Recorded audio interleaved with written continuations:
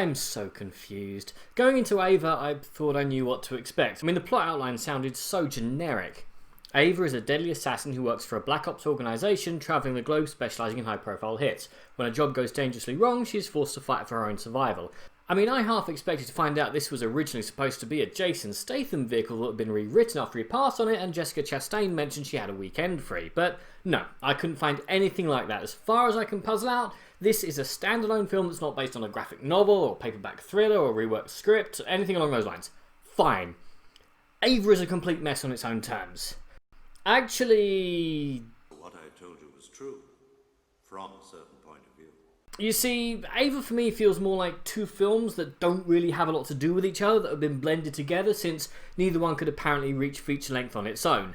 One plot is indeed the standard plot of the job goes south and now the hunter becomes the hunted, and that is indeed what takes place in the first third and last 10 minutes of the movie. For the majority of the film though, that's not what happened. Instead, I got a pretty solid little indie film about someone coming back to town after leaving in somewhat of a state 8 years ago and only returning following the death of her father, attempting to rebuild her familial relationships. And these two films go together about as well as you'd expect. I mean, in one scene, Ava, played by Jessica Chastain, is doing a standard massive fight scene against many goons, and then in pretty much the next scene, she's visiting her mum in the hospital and trying to get over the fact that her ex-fiancé has, in her 8 years away, gotten engaged to her sister.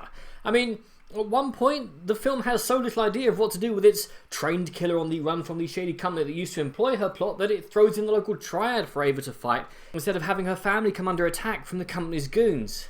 Actually, the triad thing annoyed me. I mean, this film is just riddled, absolutely riddled with both little and large plot holes, but the one that bugged me the most was that the triad has its gambling den hidden in what seems to be a converted church, that you can access only by going through a portal, which is a nice little idea and shows that Ava is plugged into the less savoury parts of her hometown.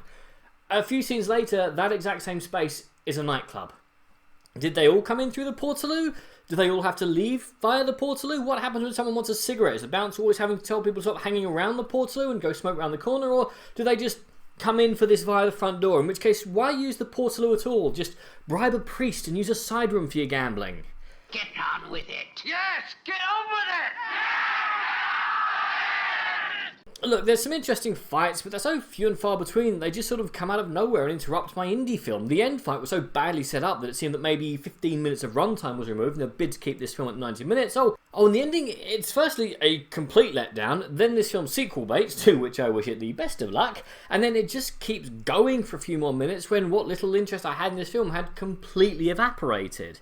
Ava's not a complete waste though. Chastain naturally somehow manages to make a compelling character out of what little highly generic backstory she's given. The fight scenes were tolerable and I enjoyed the little indie film that made up roughly an hour of this film's 96-minute runtime.